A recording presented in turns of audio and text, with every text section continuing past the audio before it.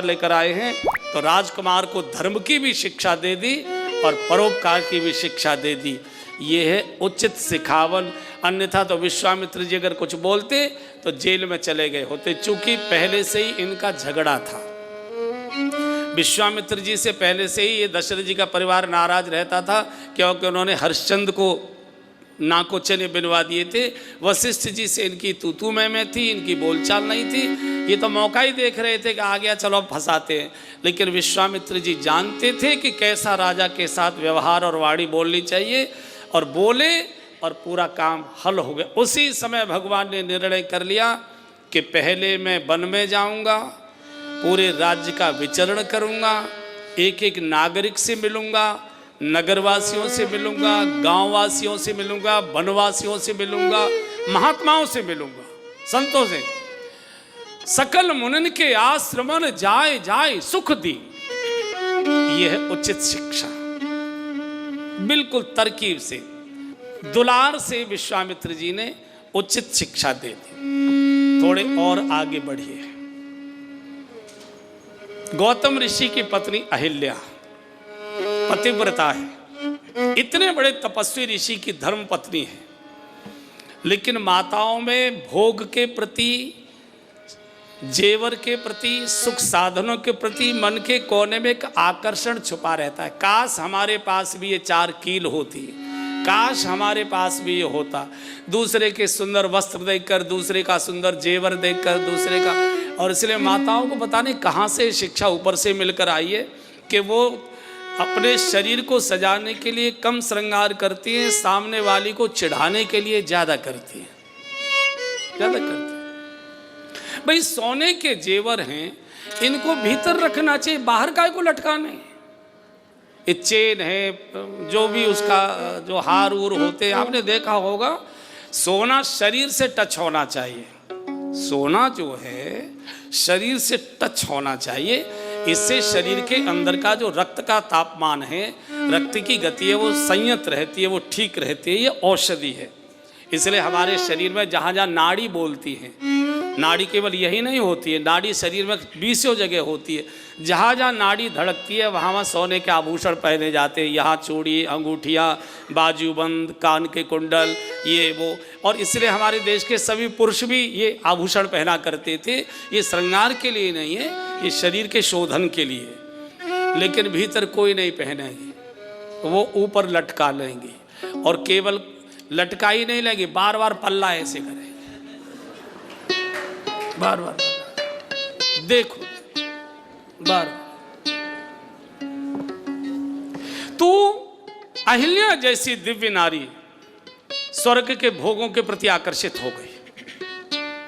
चूंकि गौतम ऋषि का विश्वविद्यालय था, 10,000 विद्यार्थी पढ़ते थे, उसके कुलपति थे, दीक्षांत समारोह था। शची के साथ इंद्र आए थे अपने विमान में बैठकर। शची उस समय बहुत सजी धजी आई थी। ये बेचारी मार्किन की धोती पहने हुई थी, सुंदर बहुत थी अहिल्या, सुंदर बहुत थी। तो आकर्षण हो गया, और आकर्षण जब हुआ तो व्यक्ति जब गिरता है तो गिरते चले जाता है। और वो आप घटना जानते हैं कि वो इंद्र के साथ उनका मिलन हो गया। अब आप देखिए, विश्वामित्र जी अगर अहिल्या को समझाते तो झगड़ा हो सकता है। कौन गलती नहीं करता है, सबसे गलती होती है, ऐसा है कोई हम देवता हैं क्या, वगैरह वगैरह और प्रकार की कलह हो सकती थी। गौतम ऋषि ने सोचा कि इनके साथ रहेंगे तो भी इनमें भी ग्लानि बनी रहेगी, और हम लोगों को भी घटना याद रहेगी, तो हमारा भी व्यवहार इनके प्रति अच्छा नहीं रहेगा। तो एक साथ सबको लेकर निकल गए, उपेक्षा कर दी। कई बार उपेक्षा बोलने से ज़्यादा चोट करती है।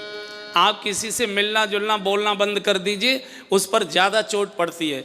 अगर आप उसको फटकार दीजिए तो उसको ज़्यादा कष्ट नहीं होता, लेकिन अगर आप उसकी उपेक्षा कर दे, घर में आप किसी कोई एक व्यक्ति है जिससे कोई ना बोले, तो बिल्कुल वो आत्महत्या की स्थिति में चला जाएगा। तो सबने उपेक्षा कर दी। खग मृग जीव जंतु तह नाई।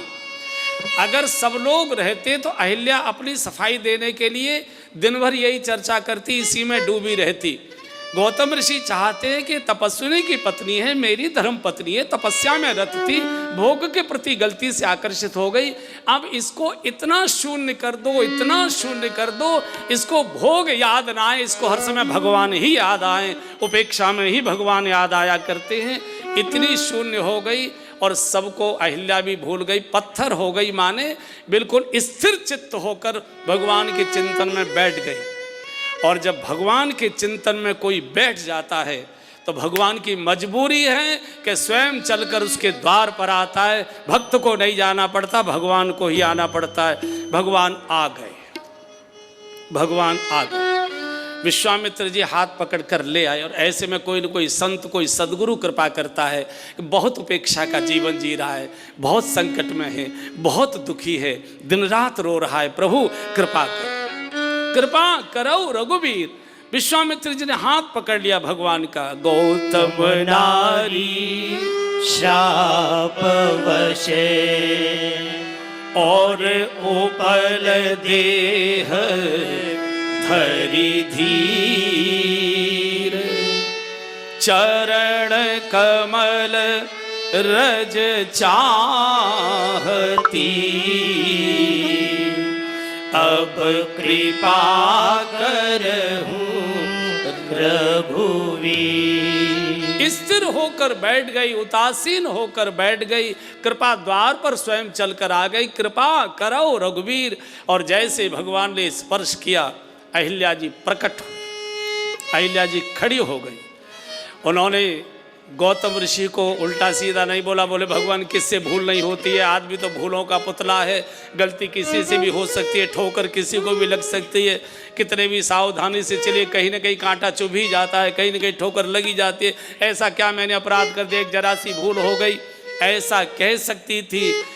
अपने पति के प्रति इनके मन में एक घृणा की बात भर सकती थी कि हमारी जरा सी भूल पर हमको कितना फटकारा गया, कितना डांटा गया, ऐसा वैसा।